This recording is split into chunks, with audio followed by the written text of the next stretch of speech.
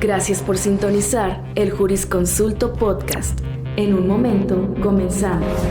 Hola, ¿qué tal? Bienvenidos a su programa El Jurisconsulto Podcast. En esta ocasión vamos a hablar de un tema que afecta a muchas familias de nuestra región lagunera y en México: la custodia infantil. Cuando una pareja se separa, normalmente el problema lo heredan los hijos, quienes son los más inocentes en este tipo de problemas y que luego se eternizan sin tener nunca un final. ¿Quién debe quedarse con ellos? ¿Cuáles son los elementos que un juez debe determinar o tomar en cuenta para poder otorgar una custodia? ¿El hecho de que se pierda la custodia significa que puede perder al hijo? ¿De qué manera el juez se apoya de los informes sociológicos y psicológicos para poder determinar una custodia? ¿Hay mayor preferencia en otorgar una custodia a una mujer que a un hombre? De esos temas vamos a hablar el día de hoy, y para esto tenemos a dos grandes invitados, expertos en la materia, que van a dilucidar todo este tipo de dudas. Le doy la bienvenida a nuestra amiga, la licenciada Verónica Elizabeth Ramírez, perito en trabajo social y auxiliar del Poder Judicial del Estado de Coahuila y de Durango. Bienvenida, licenciada. Muchas gracias. Asimismo, damos la bienvenida a nuestro querido amigo, el doctor Luis Emerson Domínguez, ex juez familiar del Poder Judicial del Estado de Coahuila. Mi nombre es Verónica Ramírez, soy licenciada en Trabajo Social y actualmente me desempeño como perito auxiliar en el Poder Judicial del Estado de Coahuila, así como también del Consejo de la Judicatura Federal. Soy el doctor Luis Emerson Domínguez Lozano, ex juez en retiro. Soy asesor y académico, especialista en Derecho Familiar. Gracias, les agradezco mucho su presencia. Gracias por aceptar la invitación y vamos a dar inicio a este programa. Voy a hacer una pregunta dirigida al doctor. ¿Qué es la custodia infantil realmente, doctor? ¿Y por qué muchas personas creen que significa perder a los hijos? Sí, pues es una buena pregunta y hay que delimitarlo un poquito, que prácticamente es aquella posesión física y material que tiene papá o mamá, ¿sí?, respecto de los hijos, en los casos en que papá y mamá tengan que estar separados por una situación de hecho o una cuestión legal, como puede ser el matrimonio, en el cual se tenga que decidir una separación de los padres. Se tiene que establecer un lugar, digamos, de depósito o dónde van a quedar los hijos. Y otro aspecto también se da en la parte relativa a que pueda ser algún otro familiar, como puede ser abuelos, un pleito entre abuelos, padres, madres o abuelos, o que de plano no haya quien, en caso de niños que no tengan papá o mamá. E incluso en el caso de terceras personas, que terceras personas se puedan hacer cargo, tíos o incluso padrinos o algún vecino a veces se hace cargo de los hijos. Y en los casos de lo que conocemos como los niños de la calle, que legalmente se les nombra como expósitos, en los cuales el PRONIF, Sistema DIF o Desarrollo Integral de la Familia se hace cargo de la custodia de estos niños. Y es básicamente tener un reconocimiento de que se ha asignado una responsabilidad parental a quien se le asigna la custodia respecto de niños, niñas o adolescentes, a que viene algo derivadito o pegadito a lo que es también la patria potestad, y que es lo que se conocía tradicionalmente como el poder de padre o de madre de decidir sobre persona y bienes de los hijos. Ahora entramos a esta responsabilidad parental. De ahí deriva, primero que nada, la guardia y custodia para papá y mamá, que es básicamente satisfacer las necesidades materiales y espirituales de sus hijos en forma directa, ¿sí? Que le identificamos con esta parte de la posesión física y material, que prácticamente es vivir en un mismo lugar, ¿sí? Papás e hijos o ascendientes y descendientes en un solo lugar, mientras que hay una línea muy delgada cuando el padre que no ejerce, digamos, la custodia o la madre que no ejerce la custodia, que sin embargo tiene todas las responsabilidades de papá o de mamá que la ley le dispone, derecho de visita, obligación de sostener económicamente, de solventar las necesidades emocionales, que las podemos identificar con la educación, la guía, el buen ejemplo, entre otras. Sin embargo, podemos hacer una línea en cuanto únicamente no duerme en el mismo domicilio la mayor parte del tiempo. De ahí que puede haber un régimen de visita muy amplio que no tenga diferencia con una custodia, porque pueden ser prácticamente igual número de días o igual número de tiempo. Entonces, principalmente la identificamos como esta posesión física o material que se tiene y la podemos identificar con que vivan en el mismo domicilio.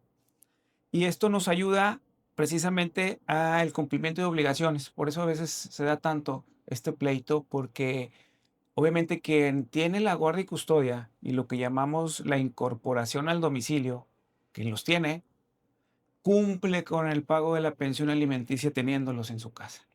Y el otro tiene que erogar una cantidad, ya sea en efectivo o en especie, para solventar las necesidades materiales y económicas principalmente, que es ahí donde ya se presentan los conflictos legales y casi siempre es por dar o por no dar y en algunos casos por no solventar las necesidades emocionales como es la falta de atención, la falta de cuidado de quien los detenta o detenta esta posesión física y material y no la cumple o satisface por omisión, que es, digamos, una generalidad, y por alguna acción, o sea, un elemento activo o positivo que tenga como consecuencia un daño, como puede ser una corrección física exagerada, un abuso, eh, algún otro daño emocional como la violencia o la corrección a través de gritos o insultos o cuestiones denigrantes, que tenga como consecuencia que esa detentación física y material sea perjudicial o lo que conocemos nosotros como contrario al interés superior del menor, que le afecte, que ya le esté dañando. De ahí que tenga que darse una decisión para el cambio de esta detentación o posesión física y material que identificamos como la guardia y custodia. Muy bien. ¿Qué es lo primero que analiza un juez al recibir un caso de custodia? Sí, bueno, primero que aquí sí quisiera llamar un poquito la atención de los postulantes cuando ya el caso va a una instancia jurídica. Es obviamente la falta de información que le proporcionan al juez. Sí. Entonces, lo primero que se fija es lo que conocemos técnicamente como el status quo, cómo se venían dando las cosas. Y voy a tocar un poquito un tema de esta idoneidad o no de los papás y de la mamá, en cuanto a que por ley no hay una idoneidad preestablecida o predesignada. Papá y mamá son iguales. Sin embargo, normalmente el juez usa una presunción humana, que por regla, la mayoría de los hogares, quien cuida y atiende en forma directa a los hijos es la mujer. Entonces, esa es la primer información que tenemos, ¿verdad? ¿Quién los tiene físicamente? ¿Sí? De ahí que partimos de que cuando no hay una cuestión activa o positiva de daño, hablamos de una idoneidad de ambos padres. Papá y mamá son iguales. Entonces, nuestro primer fiel de la balanza es ¿quién los tiene? ¿Quién tiene la posesión física y material? Ese sería como que el primer elemento para determinar. Partiendo, obviamente, de la manifestación de buena fe. Entonces, ese es nuestro primero elemento, partiendo de esta buena fe para determinar lo que podemos establecer como una custodia provisional de por mientras decidimos, es nuestro primer De elemento. mantener el status quo que prevalece. Mantener el status quo, que prevalezca, que probablemente así se venía dando. Ese es lo primero, establecer. Si nos pueden dar muchísima más información, por ejemplo, los otros elementos que utilizamos para discriminar un poquito es el lugar de estudio, ¿sí? Los horarios de trabajo de los padres, si se dedica al hogar o no se dedica al hogar, y vamos haciendo una serie de elementos, la distancia que pueda tener de un domicilio a otro el centro de estudios, o si viven con familia extendida, si hay redes de apoyo, Y así empezamos un poquito a desmenuzar. Desgraciadamente, la mayoría de los asuntos que me tocó conocer, el elemento o el principal elemento era ese, si estaban con papá o si estaban con mamá, para poder establecer una guardia y custodia. ¿Sí? Como un segundo elemento, establecemos la edad de los hijos. Más o menos también, no hay una edad que pudiéramos decir que están con papá o con mamá. Nuestra tradición jurídica sí la había establecido en 3 parámetros muy conocidos por todos, que era de 0 a 7, se quedaban con la mamá, de 7 a 12 se le tomaba en cuenta al niño, niña, adolescente, y de 12 en adelante el adolescente decidía con quién quería irse. Eran unos parámetros pues más o menos establecidos dentro de la tradición jurídica, que pues surgen estos mitos, que esta información quedó en la sociedad y mucha gente dice, no, pues no te los vas a poder recuperar hasta que tenga 12 años, cosas que son realmente o no están contempladas en la ley, sino aquí lo que sí se tiene que hacer, analizar cada caso concreto. Así que ese es el mensaje que siempre les doy para establecer esto que conocemos como el test, ¿sí? Del superior del infante, ver cómo se cubren sus necesidades materiales, las espirituales, esta parte de status quo y los deseos y sentimientos de niños, niñas y adolescentes. Al igual que esa percepción de la edad, ahorita hay un sentimiento por parte de los hombres en la actualidad de que la ley está muy inclinada a favorecer a la mujer en lugar del hombre. Entonces eso ha generado también ciertos conflictos e inconformidad por parte de los padres de familia que casi siempre se sienten agraviados porque no se les toma, según ellos, en cuenta para poder tener las custodias. Sí, yo creo que sí es un sentimiento fundado, precisamente de esto que acabo de mencionar, que nuestro principal elemento es esta presunción humana o este sesgo cognitivo que a veces se identifica en cuanto a que la mujer pueda ser la más idónea o que si la mujer está en el hogar, tiene más disponibilidad de cuidar a los hijos. Pues es que por naturaleza el hombre es el que tiene que trabajar, ¿no? O sea, y ya por ese simple hecho ya está en desventaja jurídicamente hablando. Abordando los hechos en forma objetiva, sí pudiéramos decir que está en esta desventaja por un sentido común estableciendo que un horario laboral implica 8 horas, que más o menos esas 8 horas pues partirían de 8 a 4 de la tarde, que ese es un modo ideal porque sabemos que es de 8 a 8 de la noche la mayoría de los trabajos, 7 o 6 de la tarde, y que obviamente interfiere con la mayoría de los horarios escolares, ¿sí? Que están pues por el tiempo de la mañana, ¿sí? Algunos horarios escolares están por la tarde, pero implicaría que por esa situación, quien trabaja, sea hombre o mujer, no pudiera hacerse cargo. De ahí que se tendría que explorar o explicar a la autoridad una serie de elementos que tenemos que incluir, que a veces, que este es otro mito, el decir, no digas que tu mamá te ayuda o no digas que tu papá te apoya. Sí. ¿Sí? ¿Por qué? Porque también se puede considerar en esta red de apoyo que esta persona, vamos a poner el ejemplo del hombre para contextualizarlo un poquito, sea que trabaje y se haga cargo de los hijos. ¿Por qué? Oye, es que no tienes el horario para poder. Sí, pero tengo una red de apoyo. Hago un esfuerzo muy temprano para irlos a llevar. Y hay otros trabajos que sí se permite, como quienes pueden hacer home office, pues son los pocos, pero cada vez van siendo más, en que se exponga al juez, incluso hasta que la pareja, la nueva pareja, en este caso el hombre, sea quien colabore con el cuidado y atención de los hijos, que tendremos que considerarla como familia también, ¿sí? Forman una familia en este aspecto o en este ámbito.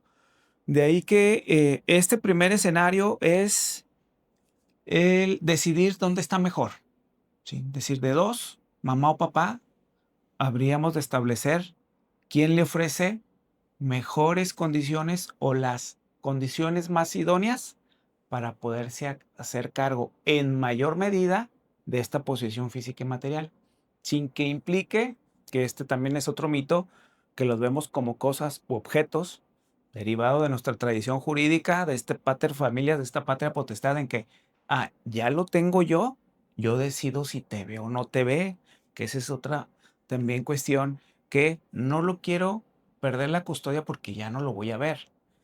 Y la situación legal y que debe permear y establecer también las situaciones de hecho es que no debe ser así. Debe de obtener lo mejor de papá y lo mejor de mamá, sobre todo cuando se separan, que es una crisis familiar. Y en esa crisis familiar, la circunstancia es que todo se polariza. Los sentimientos de los niños se polarizan, los de los papás, los de la mamá, la familia extendida y entran en una batalla. Entonces ya yo tengo al niño como poseedor, que el juez me lo dio, ¿sí? Y el juez ya me dijo que yo lo iba a tener, yo decido si te lo presto o no, si lo llevo al doctor o si sí lo llevo. Y ahí es Así donde es, entra un poquito la lucha de poder. así es. Ahorita lo hablábamos fuera de cámaras, doctor, y con su dilatada experiencia le pregunto, ¿ha cambiado la manera de resolver estos asuntos con el paso de los años? Sí, sí, sí ha cambiado esto, obviamente la inclusión de los derechos humanos, que al menos en el ámbito de niños, niñas y adolescentes, estas temáticas de derechos humanos pues las venimos aplicando desde los 90, ¿no? La Declaración de los Derechos del Niño es de 1990, su convención también fue aprobada en el 91. De ahí que son de estos primeros derechos que fueron más justiciables que incluso la perspectiva de género, ¿no? En el que se le empieza a dar un reconocimiento a la capacidad jurídica del menor, ¿sí? No nada más dejarla o reservarla hasta los 18 años, sino reconocerla desde antes con su famoso dicho o su derecho de participación en juicio, que mete esta perspectiva de infancia a las normas o reglas que tenemos en los códigos. Ya le empezamos a dar un matiz distinto para resolver los asuntos. Perspectiva de género, perspectiva de discapacidad, son una serie de elementos y una serie de leyes que ya el juez familiar tiene que considerar.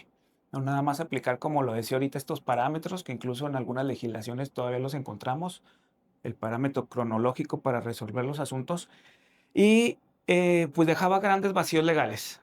Y obviamente aquí pudiéramos entrar en muchas omisiones por parte de la autoridad y eso hay que reconocerlo en la toma de decisiones, por ejemplo, para traslados, cambios de residencia, cambios de estudios, de lugares de estudios, lo relativo a la religión, si la profesa uno o la profesa otro, Nuestro tema. y toda esta parte de la relación que es también otro mito, ¿no? De que si estás separado y ya tienes otra pareja, los niños no pueden convivir con tu otra pareja o no puedes meter a otro hombre a la casa, que es donde estamos nosotros también evolucionando para la toma de esas decisiones, porque todo eso se tiene que contemplar. Y el centro de esto, que nos vino un poquito a abrir esta caja de Pandora, es la autonomía de la voluntad. La autonomía de la voluntad que tuvo como consecuencia ya no exigir causales. Entonces los juicios se centraban o se concentraban en En acreditar acreditar. la causal. Ujú. Las pruebas, 10, 20, 30 pruebas eran para acreditar la causal, porque si no la acreditabas, el juez tenía la obligación de que el matrimonio se preservara. Sí. Entonces entra esta parte y el divorcio se da, ¿sí? Forma prácticamente automática y los conflictos recaen en el resto de las obligaciones, porque partimos de la idea de que decides tú no estar en un estado civil que no quieres, que es el de casado. Sin embargo, la parte de responsabilidad debe de prevalecer. ¿Y cuál es? Cuidado y atención de los hijos, cuestiones económicas, al cónyuge que se dedicó al hogar también su pensión, tal vez una compensación, división de bienes, o antes normalmente pues era los hijos se quedan con la mamá, ¿sí?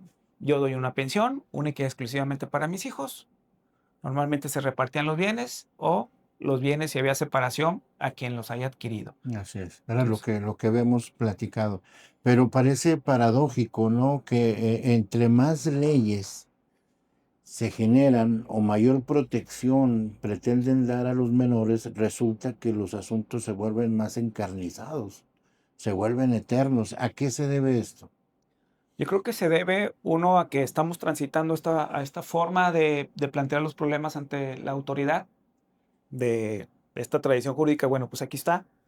Mi único elemento es que están con la mamá, pero hay otra serie de elementos que también empieza, ¿sí? Que es un cambio social, forma trascendente. Y para mí, aparte de esta que ya no hay causales, es que la participación de la mujer en el ámbito laboral también llega a cambiar mucho la cuestión para resolver los asuntos, ¿no?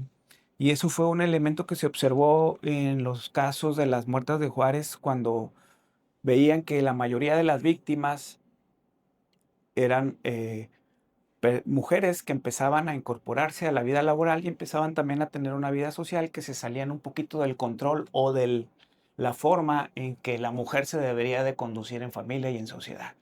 Entonces eso también se da en cuanto a que eh, también esta parte de que si trabaja o sale a bailar o sale con amigas, no se merece ser mamá. Y ahí empieza también el conflicto, ¿no? Que se sale un poquito este control que se tenía o una tradición familiar Así es. de que pues, la señora con sus hijos en su casa, y sin embargo la necesidad hace salir a la mujer a trabajar, a tratar de completar el gasto, y es ahí donde se vienen un poquito los conflictos que la mayoría de las veces son luchas de poder entre que ya estás saliendo de trabajar, no te mereces estar con los hijos, cuando a lo mejor el sentimiento es otro, ¿no? Que ya se sale del control, ya está fuera del el parámetro que se tiene, y empiezan también los conflictos.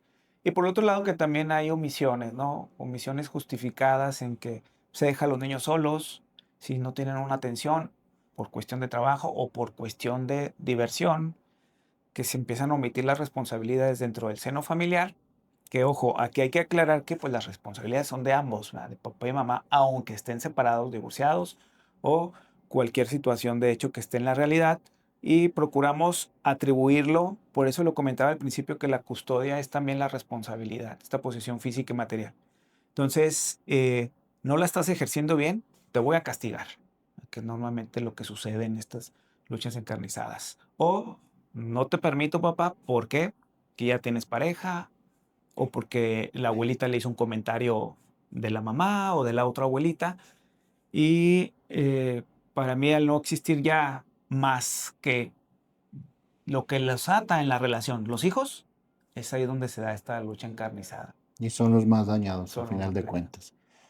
Licenciada, como auxiliar en la impartición de la justicia y en el tema de las custodias, cuando usted entra a un hogar a llevar a cabo una investigación, ¿qué observa realmente? ¿Cuáles son sus parámetros a observar ahí? Ok, pues bueno, la visita domiciliaria es como uno de los pasos más a seguir dentro de toda la investigación que se tiene que hacer. Entonces, hay técnicas dentro del trabajo social, que es la entrevista, que es la observación, es la visita domiciliaria, y hay fases para llevarlo a cabo. Principalmente es llevar a cabo la entrevista para poder conocer a la persona. ¿A quién entrevistas? Bueno, en este caso a las partes en litigio, ya sea pues personas que estuvieron en matrimonio o no. También puede ser pues de abuelos que están peleando custodias a alguna exnuera o algún familiar. Entonces es pues a la parte que el juzgador solicite la evaluación. Esto cabe mencionar que es pues con previa solicitud, no podemos acudir pues nada más a meternos a un domicilio nada más porque se nos ocurra. Esto es con previa solicitud, y entonces se lleva a cabo pues una entrevista inicial con las partes para hacerles el conocimiento cómo es que se va a llevar a cabo la evaluación en trabajo social. Ya también se hace como esto de generar la confianza, porque pues es como complicado para las partes el hecho de saberse en un juicio, pero también saber que van a ser evaluados por una persona ajena a su núcleo, incluso pues desconocida, ¿verdad? No saben, para ellos hay muchos mitos o hay muchas creencias de que a lo mejor ya la otra parte influyó en la percepción que pueda tener la trabajadora social al momento de venir a mi domicilio. Entonces sí se trata como que primero de entrar en esa confianza, obtener algunos datos que también son importantes, porque el hecho de acudir a un domicilio también para la trabajadora social pues es anticipar un medio social que desconoce. Por ejemplo, en la colonia a la que va, esto también nos permite como preparar esta visita, tener ya conocimiento de si hay alguna conflictiva, pues ir preparado para estas situaciones que pudiéramos enfrentarnos de riesgo, y luego ya se agenda la visita domiciliaria con las personas. En estas visitas sirven bueno, es el objetivo, pues hacer la observación. La observación es una técnica del trabajo social en esta parte de la investigación. No es nada más pues ir y decir, pues está de este color la pared o así, no, tenemos que observar con un detenimiento cómo es la dinámica dentro de esa vivienda. Cuando nosotros entrevistamos a las personas, a veces fuera de su vivienda, pueden darte información que en ese momento a nosotros no nos consta. Entonces, el objetivo es acudir a la visita a corroborar esa información que nos dieron en una entrevista, tal como dinámica familiar, como horarios. Tal vez la persona nos diga, me encuentro en un trabajo que cumple un horario de las 6 de la mañana a las 4 de la tarde, y en la casa está mi pareja o está otra red de apoyo que puede quedarse al cargo de la niña o el niño. Entonces, todas esas cosas son las que nosotros acudimos a corroborar. En caso de que pues la persona ya tenga en su posesión al niño o a la niña, pues sí corroborar que efectivamente primero sea verdad la información que nos dieron, y otra es para conocer su medio social. Cuando se acude a un domicilio es observar, por ejemplo, principalmente la ubicación del inmueble, si es una colonia o fraccionamiento con una seguridad privada, la ubicación, teniendo como esta información previa en donde estudia el niño o la niña. También nos hace como, nos pone en un contexto de distancias de vivienda a todas estas lugares a donde el niño se puede acudir, escuela, por ejemplo, redes de apoyo. Y pues también la infraestructura del domicilio, cuántas habitaciones hay, quiénes son las personas que viven, e incluso dentro de la vivienda se pregunta en el recorrido, por ejemplo, si hay 3 dormitorios, por ejemplo, ¿quién duerme en este dormitorio?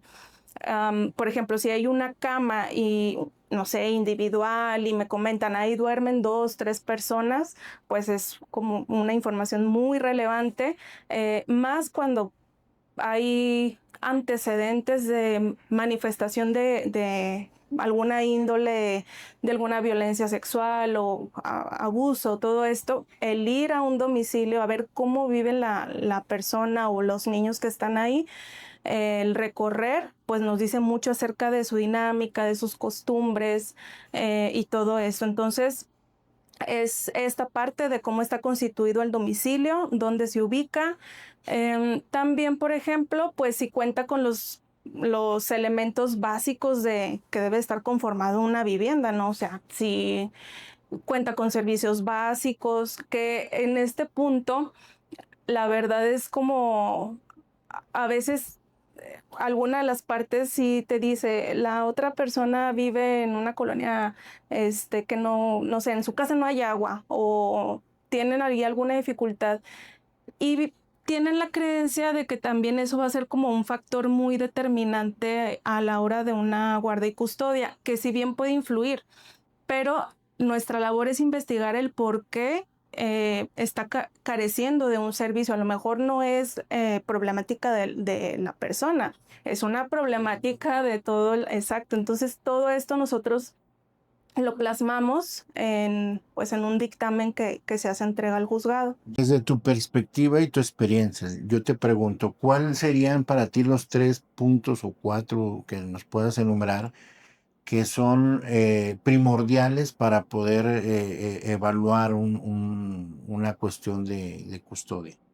Bueno, desde el trabajo social, ahora sí que enfocado a esta parte, sí tiene que ver, como lo dije, la vivienda, pero creo que es el medio social, las personas con las que vive, que sea un ambiente libre de violencia.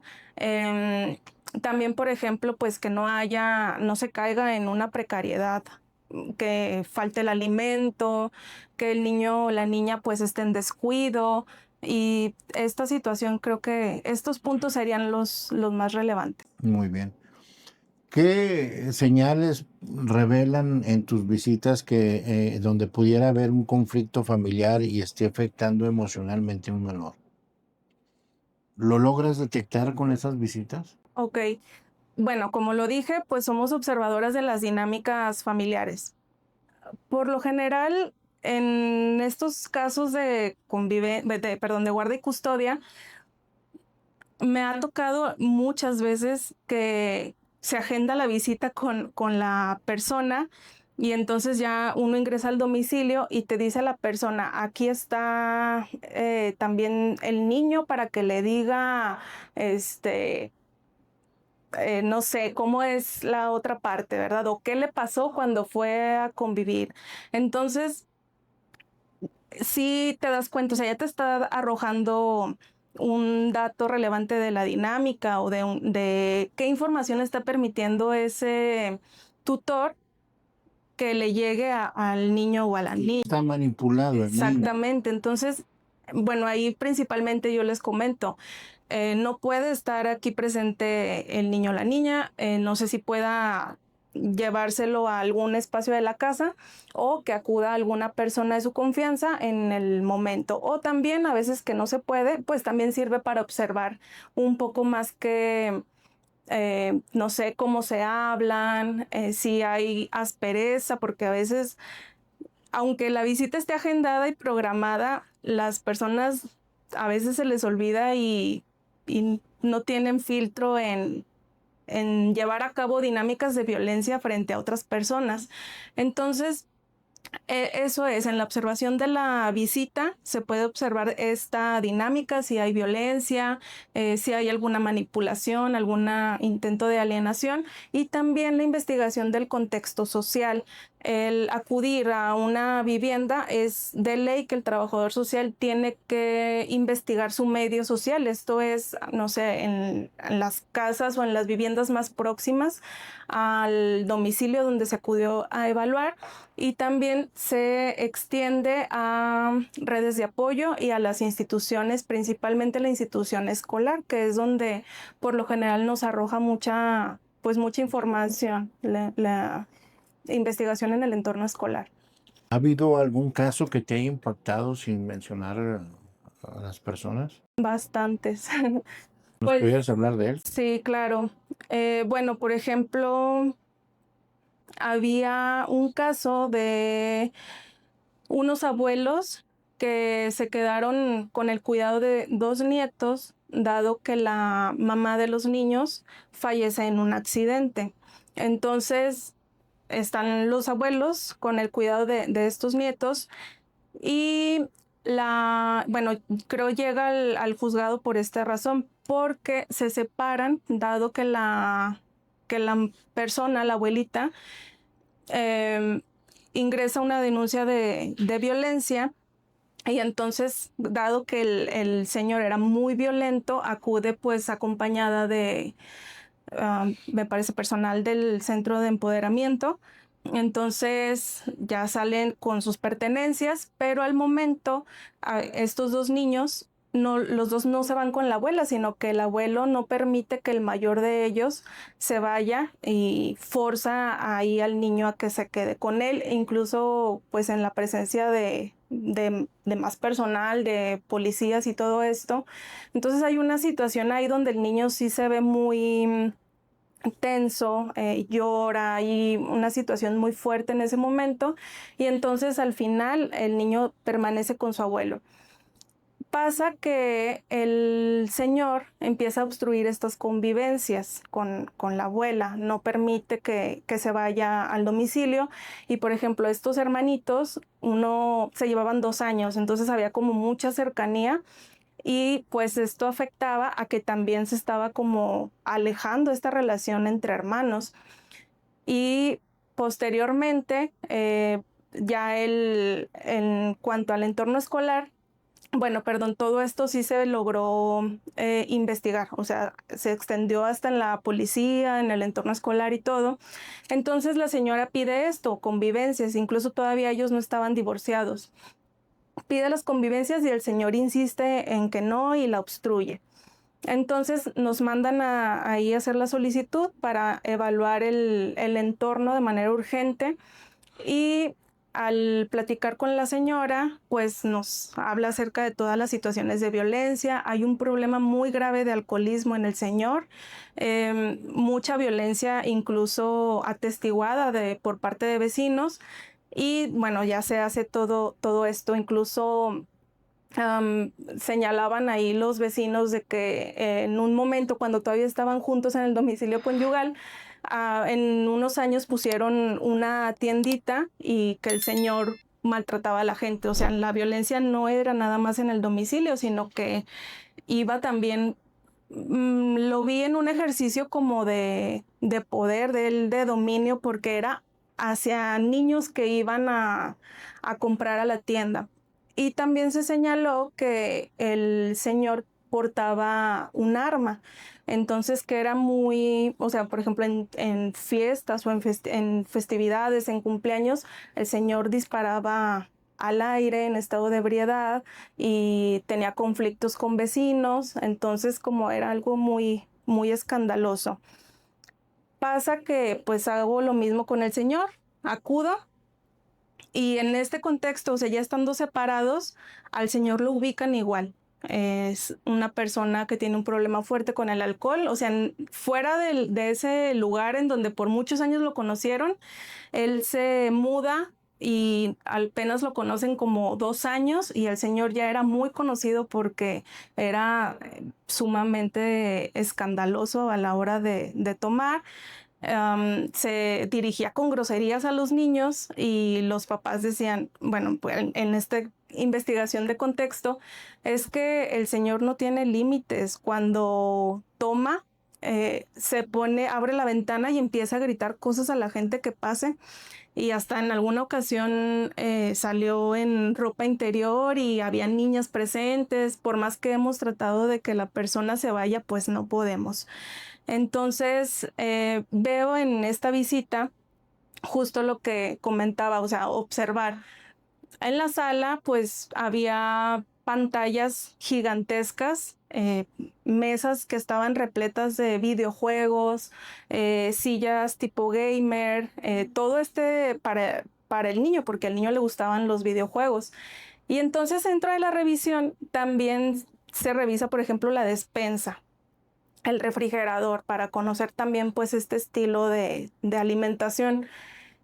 Cabe resaltar que pues había como sopas instantáneas, pasteles, todo lleno de, o sea, que contenía mucho azúcar, jugos, refrescos, y la verdad es que decías, hasta los frijoles ¿cómo se llama? De bolsita, pues, o sea, nada hecho en casa. El niño pues ya tenía visiblemente pues un problema para su edad, ¿verdad? El niño era muy, pero muy blanco, y por ejemplo, son elementos que uno observa y que a lo mejor no es experto en eso, a lo mejor habrá quien se encargue de determinar, pero ya le observaba yo alguna cuestión en su nuca de que él era muy blanco y la tenía muy, muy, muy oscura. Entonces yo le pregunto al señor, ¿ha notado esto? Y me dice él, sí, es por el alto consumo de azúcar. O sea, él, teniendo conocimiento, no hacía un cambio de hábitos, y perpetuaba este estilo de alimento.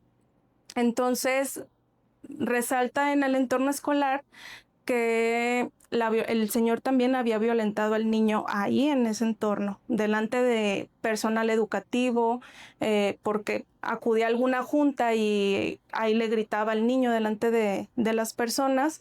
Y también ya un área de trabajo social había documentado que la abuelita acudía a la escuela con la intención de solicitar que le permitieran ver a su hijo, a su nieto, perdón. Dado que pues el señor obstruía las convivencias fuera en casa. Y hubo un resultado muy relevante porque dicen es que cuando le mandamos a hablar al niño para que viera a su abuelita, el niño inmediatamente aceptó. Pero al paso de 3 semanas acudió el abuelito y pues nos indicó que teníamos prohibido permitirle el acceso a la señora y que esto era como una indicación de los abogados. Entonces ya las instituciones escolares solicitan las restricciones por escrito, ¿verdad? Indíqueme o muéstrame que realmente la otra persona tiene una restricción. No se pudo acreditar. La señora vuelve al paso de días o semanas con la intención de que le volvieran a permitir al niño y el niño ya tiene una negativa. Un cambio radical de actitud respecto a la primera vez, que le dio mucho gusto ver a su abuela, que manifestó la gratitud al personal de que permitieran. Ahora en esta segunda el niño dijo, no, yo ya no quiero verla. Entonces le preguntan por qué. No me quiero meter en problemas con mis abuelos. Entonces esto también nos da mucho... son elementos y es información muy relevante porque aquí nos está hablando también de una obstrucción. O sea, no está permitiendo la convivencia y toda esta información que atestiguan las personas que documentan, nosotros las integramos dentro de todo el análisis y ya le podemos dar al juez, pues ahora sí que un diagnóstico social. ¿Qué hace el juez con esa información en este caso concreto? Bueno, ahorita planteaba que ambos padres son idóneos, ¿no? Y no hay una idoneidad a favor de la mamá. En ley, papá y mamá son iguales. Y en la mayoría de los casos es determinar en qué lugar está mejor, cuál de los dos es mejor. Y se suma, ¿no? ¿Quién tiene, digamos, más puntos? Son dos cuestiones positivas. Y el otro escenario que normalmente se va a presentar donde se va a definir cuál es el mejor escenario para el menor. Y el escenario donde hay un elemento activo o positivo de daño. Entonces, en este elemento positivo o activo de daño, obviamente el juez, analizando esta prueba, que el carácter de pericial pues le da un grado elevado de prueba, y más si se analiza, y el juez también debe ser el experto en analizar el peritaje, su método, la forma de abordar el estudio, los elementos científicos que hay en él, el grado de fiabilidad o de certeza, no solo en las conclusiones, sino en todo el desarrollo del dictamen, poder decir si este daño es leve, moderado o grave. Pero la idea sería que de forma inmediata, a efecto de que no se siga vulnerando el interés superior del menor, tendría que separar a ese niño del seno familiar en el que se encuentra. Prácticamente con esta prueba, que puede haber otras, a lo mejor testigos o algún otro elemento, al menos con esta sería suficiente para tomar en forma cautelar o ya definitiva que el niño se sustrajera de ese lugar para que pudiera ser reintegrado, si es que la abuela tiene esta idoneidad, con la abuela. La medida más extrema pues es el albergue, ¿no? Agotaríamos si hay alguna otra familia de apoyo y si no, pues a los albergues del DIF. Pero bajo este escenario que se plantea, sí se está vulnerando su estabilidad emocional, la física, y esta parte de la obstrucción que ya está también contemplado en la ley nos da para que en forma inmediata se saque, y después de, digamos, ya tenemos el diagnóstico, aquí el juez tendría que hacer una ponderación dejando de lado los absolutos, blancos y negros. Bueno, ya estás con la mamá y para nada ves al abuelo. Bueno, si hay un vínculo o nexo, la relación o la visita con el abuelo tendría que ser en un contexto, a lo mejor en un inicio vigilado, ¿sí? Que ese sería su objetivo, a que el abuelo tuviera un acceso terapéutico para que modificara las conductas para poder convivir con el infante. Es más o menos como el juez tendría que abordar, decir, no te saco ya de la vida del niño, sino tengo que ponderar, ¿verdad?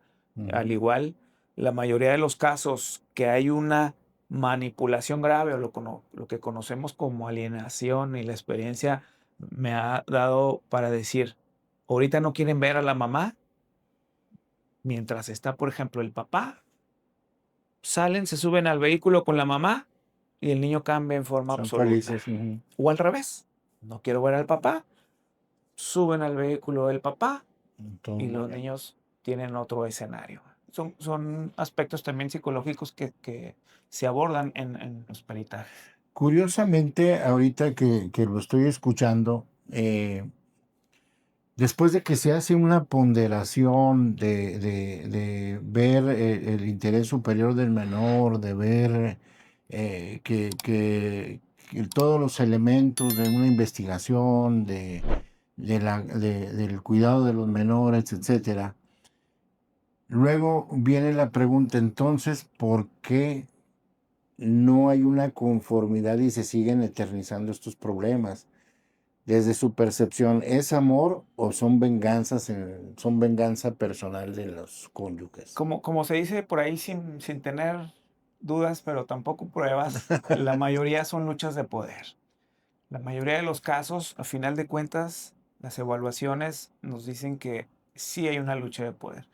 Ciertos castigos que se dan una con el otro, por haberme dejado, por haberme demandado, y porque lo mejor sería darle lo mejor que yo tengo al niño y lo mejor, porque el niño va a llegar a ser adulto y se les va a acabar el niño.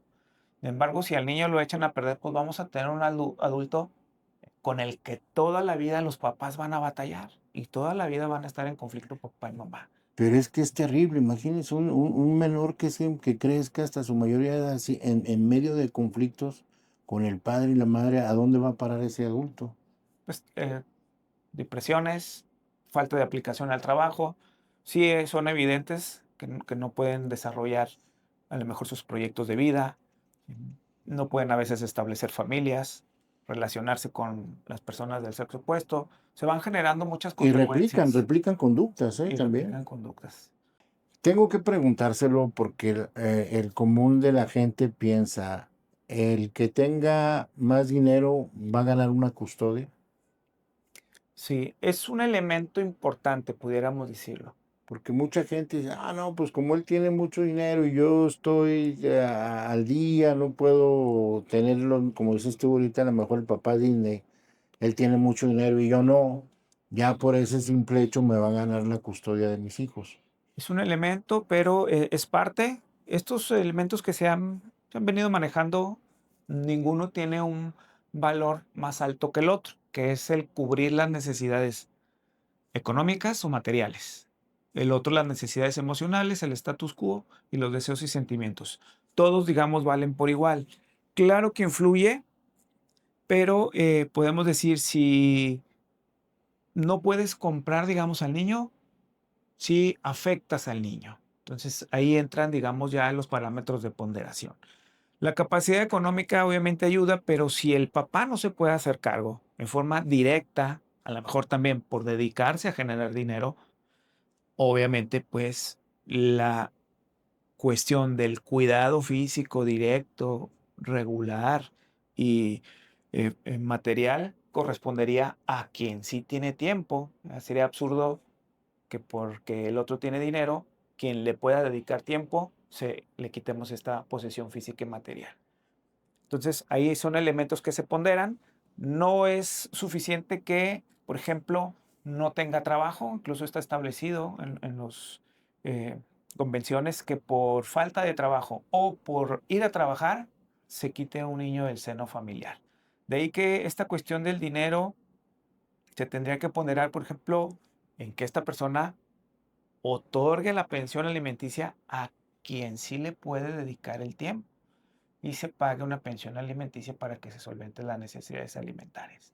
Si aún así quien tiene el tiempo no les dedica o es omisa o hay una educación que vulnera derechos de niños, pues el otro se tendría que hacer cargo de esta posesión física y material. Entonces, en concreto, darías mayor privilegio al cuidado del menor que a cualquier cuestión de otra naturaleza. El tiempo que se le dedique sí sería para mí preponderante. Sí, el trato regular y directo que se tenga es para mí el fiel de la balanza para, al menos en la parte de una primera infancia, ¿sí? Que es esta parte de 0 a 7, incluso hasta después de los 12, en cuanto que los niños van desarrollando una autonomía en esta parte de las decisiones que puedan tener y que puedan ir adquiriendo una independencia. Pero hay etapas en las que sí el contacto se vuelve imprescindible. En este tipo de problemas y de conflictos con su trayectoria, ¿qué fue lo que más vio al momento de estar presentes con los niños? ¿Cuál fue no sé, la constante en ese tipo Sí. en los niños? La constante es la famosa dualidad, ¿sí? La constante de que los niños quieren a mamá y a papá, con independencia de si el papá llega tarde a la convivencia o con independencia si la mamá les grita o les pone reglas muy estrictas para hacer tarea, ¿sí? Lo que debemos de entender y aceptar es que mamá les da un tipo de atención, un tipo de cariño y un tipo de cuidado, y papá les da otro tipo de atención y cuidado Son complementarios, que al al final de cuentas. efecto se complementan en la persona del niño. Entonces, lo más espontáneo que tenemos es la respuesta de un niño que te habla bien bonito de las experiencias que tiene con su papá y bien bonito de las experiencias que tiene con su mamá, que esa es la mayoría de los casos o de los asuntos, incluso con independencia a veces de que haya acciones que traten de manipular a los niños, ¿sí? Y a veces tenemos 3 niños de una familia en el que a lo mejor, de acuerdo a su personal, uno dice, sí, no quiero ver a mi papá. ¿Por qué? Pues porque no me cambiaba el pañal cuando tenía 8 meses. Pues bueno. Y ves a otro niño que dice, no, pues yo sí quiero ver a mi papá, porque juego, divierto, me lleva con mi abuelita, vamos al fútbol, me sube a los columpios, y me lleva a pasear. Es decir, a veces pudiéramos decir, oye, pues son hijos de la misma pareja, sin embargo, uno por su...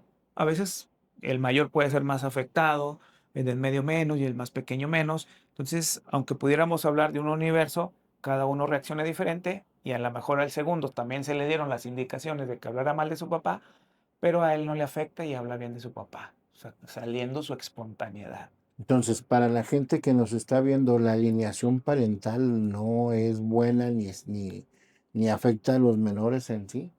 Bueno, la alienación parental o manipulación se va a sancionar en la medida que afecta al menor. Papá y mamá pueden hacer 1000 cosas, pero si el menor no es afectado, ¿sí? La mayoría de los casos así sucede. Los niños son mediadores de las emociones de los papás en la mayoría de las veces, ¿no? Y Se puede decir que son más maduros los niños. los niños de padres separados adquieren una madurez a una edad más temprana. Son forzados, que ese es uno de madurar. los problemas, a madurar más temprano en cualquier tipo de conflicto en determinada medida, mayor o menor, siempre hay una afectación y lo principal es que llegan a tener una madurez más rápida. A esos niños, ¿ustedes qué creen que es lo que más les duele de esos conflictos? Yo diría que el que se le hable mal de una figura importante. O sea, el que se les quiera dañar esa figura que ellos Quieran dañar la imagen de la madre o del padre, ¿no? sí es como, pues voy a decirle a una persona cosas malas de su mamá o de su papá, pues va a doler. Y ahora que venga de la persona que debe recibir cuidado, pues sí creo que duele un poco más. O le creen más también a la persona que está directamente ahí con ellos diciendo estas, no sé, ¿cómo se dice? Demeritando el rol parental del otro y todo esto. Ahorita ¿Qué le dirían a una pareja que está pensando en ir a pelear una custodia? ¿Qué consejo le daría a usted? Y, bueno, ambos, ¿qué consejo le daría? Sí, pues principalmente que vean siempre lo positivo. O sea, si nos centramos en lo negativo, que el papá llegó tarde, que ella no les hace bien el lonche, que no van a llegar a buen puerto. Deben ver lo positivo, lo que sí puede ofrecerle el papá que está fuera o que se separó o que se fue, o lo que sí puede ofrecerle la mamá que está ahí cuidando a los hijos o que no está cuidando a los hijos, que sí le podemos dar. ¿Sí? Pensar en positivo, sí le podemos hacer esto, los vamos a poner y sobre todo que tomen una tolerancia entre papá y mamá. Ya no pueden corregir ni educar al excónyuge o a la excónyuge, que se olviden de eso, ¿va? Y pensar en cómo van a solucionar la vida de sus hijos. Porque ahorita, ahondando a lo que dice aquí la licenciada, creo que la principal afectación que se da a niños, niñas y adolescentes es la autoestima. En mayor o menor medida se dan cuenta que su valía como persona empieza a disminuir, empieza a bajar. Y sus reacciones son diversas, ¿va? En forma rebelde o en forma depresiva. Tenemos esos parámetros, pero sí, el niño siempre está pensando en que vale menos o que ya todos lo están viendo como que vale menos por la simple separación de sus padres. ¿Cuál es la mayor aberración en estos conflictos? Que aún se pueda reconocer el daño que se hace el niño y sigan con el conflicto. Es decir, si yo ya veo que mi niño está afectado y me ha tocado ver a padres, por ejemplo, en los casos de una convivencia, en que han dicho, sí quiero convivir, quiero a mi hijo, pero no soporto ver lo que esté mal cuando voy a convivir. Y obviamente por una manipulación prefiero ya no convivir, no afectarlo, que pudiéramos decir, oye, pues lucha, pero esa es una de las cosas que yo veo como el verdadero amor que sacrifican muchos padres de decir, prefiero no. Y la aberración es que yo lo tengo y veo que sufre, veo que yo le infundí determinada información que es falsa y aún así continuar con un proceso legal que el niño se sostenga en una falsedad y todavía sostenerlo al extremo de que cada vez la situación se vaya polarizando más, ¿no? Convivencia tras convivencia, el niño se aferre por una intrusión en su conocimiento interno, en su cerebro, de que su papá es malo y que aún así se continúe con los procesos. Muy bien. Licenciado. Creo que podría regresar al punto de lo emocional. Cuando una pareja o un matrimonio se separa como con este proceso terapéutico previo de que a lo mejor intentaron modificar, mejorar como pareja en un proceso y que dentro del proceso se dan cuenta que ya deciden ya no continuar, creo que ahí ya mejora bastante el hecho de llegar a algún acuerdo con esta parte contraria. Entonces sí recomendaría yo a las personas que pues están pensando en separarse, pues que sí iniciaran previamente pues un proceso psicológico. Y coincido en que una situación aberrante pues es la utilización de los hijos para dañar a la otra persona. Muy bien. Licenciado, desde su perspectiva, ¿qué hay que cambiar? ¿Qué hay que añadir a la justicia en este tipo de casos? Yo creo que la solución no la tiene el juez en forma absoluta. El juez obviamente en forma tradicional resuelve en base a leyes frías y previamente establecidas, como decimos. La solución a estos conflictos se debe dar en forma integral. Trabajo social, psicología, para poder analizar la perspectiva y que el juez sí haga un poquito una labor más humana de poder, que está en la ley y está establecido de siempre la conciliación, la mediación, ¿sí? A través de estos elementos que habla ahorita también aquí la licenciada, como es el previo, eh, superar el duelo emocional. Sin embargo, nos vamos a esta parte de decir, demándalo antes de que te el demande, porque quien pega primero pega dos veces y se le embarga todo y lo sacamos de la casa y el conflicto se polariza más. Ya no hay el espacio de la plática, de la charla, de la conciliación. Entonces, en esto el juez sí debe de, obviamente, dar una solución con el poder de la ley, ¿verdad? Pero que esta solución trate de tomar los elementos emocionales, conciliatorios, mediación y ponderar en el sentido de garantizarle al menor todos sus derechos, ¿no? Está bien, tienes un derecho a tu alimentación en debida proporción, a convivir con toda tu familia, a no ser separado de tu familia y no tomar estos absolutos. Ya estás acá, no ves a tu papá para nada o al revés, ¿sí? Sino que se puede hacer una debida ponderación y a quien al juez le van a dar los elementos es las otras disciplinas, psicología, trabajo social, para que pueda integrar su Ese solución. es un punto muy importante y quiero yo preguntarles aquí. Pues sí, hay derechos, se decretan cada vez más derechos en favor de las personas, de los menores. Y yo les pregunto, ¿hay la infraestructura necesaria para poder llevar una justicia pronta y expedita en este tipo de casos? Tenemos los psicólogos necesarios, tenemos los trabajadores sociales necesarios, tenemos la infraestructura para poder desarrollar y amparar bien esos derechos. Yo les pregunto a los dos. No se tiene infraestructura, recurso humano ni recurso material para solventar. Y creo que se puede hacer un gran esfuerzo en no duplicar funciones. Por ejemplo, hay psicólogos en muchas dependencias, trabajadoras sociales en otras dependencias, que pudieran converger en la solución de los conflictos. Tenemos CAIF, Procuraduría de Niños, donde hay psicólogos, DIF municipal, Procuraduría municipal. Así es. Simplemente los juzgados están rebasados, no son suficientes, y pudiéramos decir que el juzgado es el que mejor recurso humano y material tiene. Los centros de evaluación o los centros DIF y esto, pues están muchísimo, muy limitados en todos los aspectos. ¿Esas carencias abonan a que también los juicios se eternicen? Sin duda las agendas se saturan, los estudios, que no es, digamos, una breve entrevista, sino todo un estudio completo, todo un dictamen, pues se tiene que hacer en determinadas fases o momentos.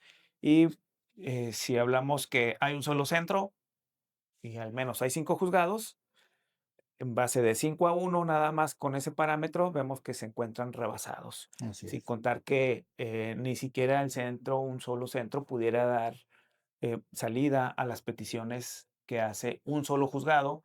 Pues la lógica nos lleva a deducir que sí hay problema en que se dilaten los procesos por la falta de estos recursos materiales, infraestructura, sin contar que muchos de estos problemas se pudieran resolver, por ejemplo, con las convivencias en centros de convivencia para tener una convivencia supervisada, las cuales no tenemos, o simple y sencillamente que las escuchas de los infantes se den en el mejor ambiente, que pues las cámaras GESEL o con circuitos cerrados, que es lo idóneo, que tampoco se tienen. Entonces, todos estos elementos van abonando a que también el juez no tenga los elementos para decidir y volvemos al punto. ¿Con qué decide el juez? Con la simple manifestación que yo los tengo y que están mal con su papá. Entonces, en lo que acreditamos y probamos, porque les comentaba ahorita que la etapa de basta, en una etapa de provisional o de inicio, que se haga una manifestación. La manifestación sería suficiente de la existencia de un daño para que el juez diga, momento.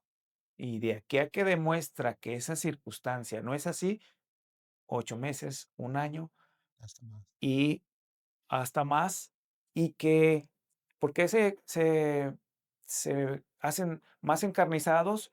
Porque no hay una resolución judicial. Eso también abona que se hagan más encarnizados. Entonces, al no haber una resolución judicial, puedo yo desesperarme, cometer un error, ya sea yo que los tengo y que no tengo una pensión suficiente, y puedo caer en el error de desquitarme con los niños, Así es. ¿sí?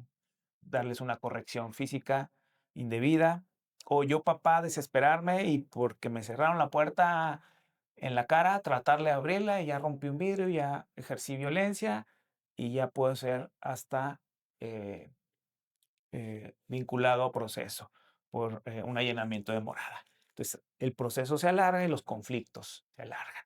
Surgen situaciones, oye, el niño ya se cayó o se te cayó en la convivencia y el juicio está abierto, voy al juzgado y digo, ya no se lo voy a prestar o si se lo voy a prestar, o hasta los simples detalles de que llegó tarde y partimos de que no hay un duelo y hay un conflicto emocional y si el papá me hace mala cara, lo castigo ya no se lo presto, o al revés, si la mamá me hace mala cara, pues lo que me pida de cuidados y atención la voy a ignorar, voy a agarrar a mis hijos y me los voy a llevar y le ignoro las prescripciones médicas y alimentarias. Es que es un desgaste tremendo el nada más estar enfocados en a ver qué es lo que hace mal el otro cónyuge para ir a acusarlo, ¿no? A quererle dañar. O sea, desde tu perspectiva, amor o venganza. ¿Esto es por amor? ¿Estos juicios son por amor o por venganza? Pues es que las personas al final en un juicio quieren también probar su realidad, su punto, ¿Su poder? pues no siempre tanto el poder, pero a lo mejor, no sé, hay algún indicio de un mal cuidado que a lo mejor no resalta tanto o no se acopla al estilo de crianza de la persona que tiene la guardia y custodia, como, no sé, no lleva durante la convivencia, no los lleva a las clases de natación, a las clases de inglés, y entonces ya lo está afectando y está interfiriendo con la manera en que yo estoy criando. Entonces, para muchas personas es mucho mejor como sacar de la jugada a esa persona que está interfiriendo en un estilo de crianza que no se adapta al que yo trato de darle. Entonces, creo que para mi punto de vista se me hace como muy polarizado amor o venganza. A veces es probar un punto, es probar que la otra persona no tiene una capacidad. Lo llamaría más como, pues estas faltas de acuerdo, duelos irresueltos. Y lo veo también que cuando pasa tiempo, justo por los que los procesos son muy tardados, inician con todo en las demandas y al paso del tiempo dicen, fíjate que ya quiero llegar a un arreglo, o sea, ya no necesitamos un estudio. Me tocó muchos casos que decían, no, lo voy a consultar con mi abogado y ya mejor para cerrar el juicio porque ese conflicto ya pudo mejorar en acuerdos, ya no hay enojos de por medio o no están tanto. Entonces también creo que es falta de, como lo decía al inicio, se van con la emoción. Entonces es darle tiempo al tiempo y también el juicio se calma en continuar, en exigir a la otra persona legalmente. Muy bien. Ahorita actualmente a lo mejor no tengamos la estadística en la mano, pero no sé, de 100 juicios, ¿cuántos llegan a la pelea de custodia? ¿No? O sea, Pues normalmente al menos 2025 cerramos alrededor de 1800, 1900 juicios. El 60% vemos que se iba sin problema. Un 60% se resuelve y se va que la mayoría es divorcio. Ujú.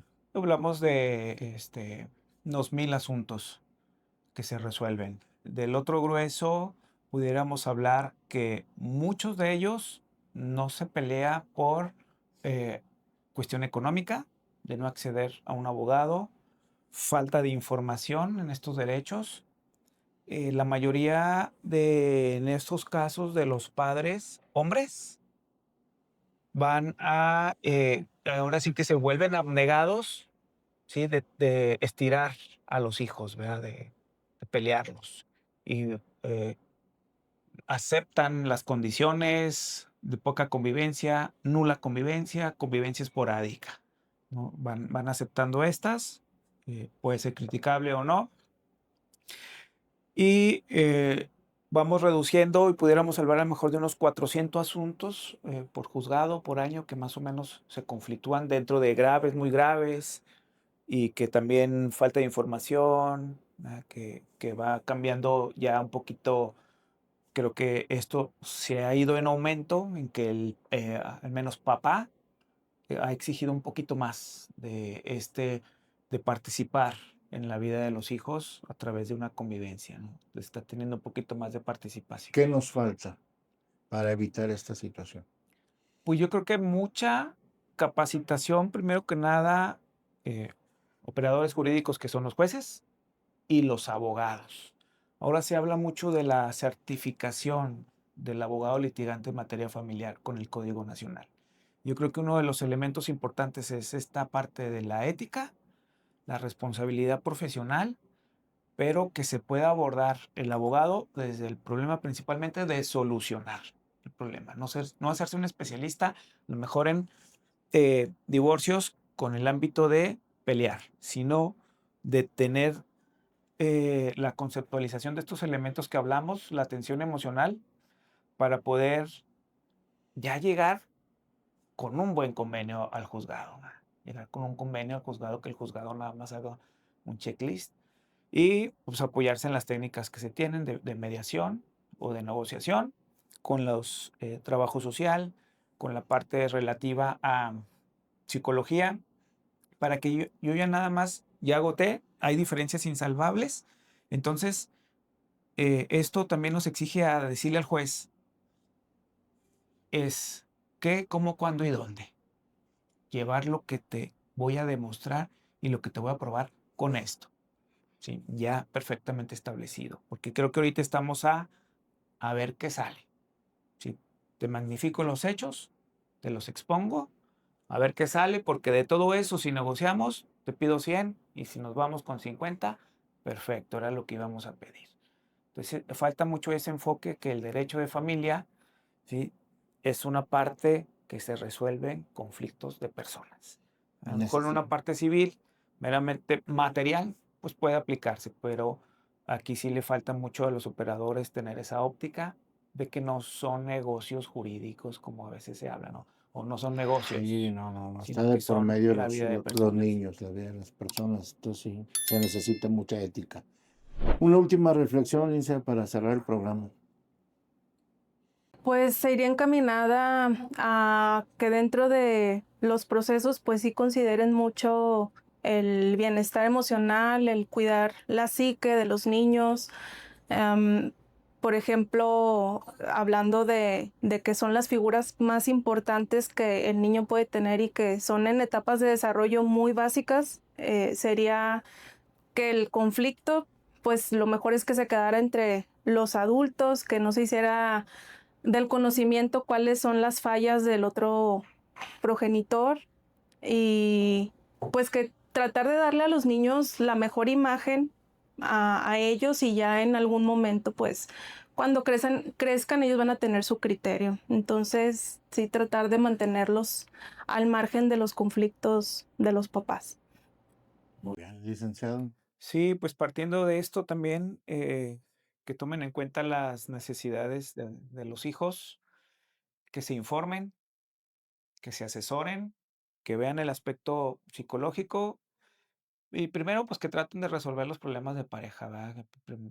Sí, creo que si tienen una buena atención emocional en su etapa de pareja, pues no llegarían al divorcio. Y si no es así, que esta misma atención emocional los puede llevar a establecer un buen convenio y, como lo dice aquí la licenciada, abstenerse de involucrar a los niños en estos negocios que no les competen. Que el problema lo resuelvan los adultos y si no los puede resolver, ya se lo presenten al juez para que pueda decidir. Muy bien. Bueno, pues muchas gracias. Les agradecemos su presencia, muy honrados de tenerlos aquí. Gracias. Esperemos que esto sirva para la ciudadanía, para que se enteren de sus derechos, de lo que hay que hacer, de lo que no hay que hacer. Lo que sí queda claro es que tanto autoridades como jueces, poder judicial de los estados, abogados, hay que estar todos involucrados para evitar que estos conflictos, a final de cuentas, pues se dañan a los menores, a nuestros futuros ciudadanos. Hay que cuidarlos, hay que protegerlos y tratar de ser más maduros y ver que esto no son un negocio, no es un peso más, no es un peso menos, se trata de vidas, se trata de las vidas de nuestros hijos y hay que valorarlo como tal. Agradecemos a nuestros amigos de Digitalizarte por grabar este programa, expertos en audio y video. A nuestros amigos del Hotel Nube, gracias por todas las facilidades que nos otorgan para llevar a cabo este programa, así como al restaurante Humo. Vengan, disfruten de sus platillos, no se van a arrepentir. Gracias, nos vemos en el próximo episodio. Chao. Gracias por sintonizar el Jurisconsulto Podcast.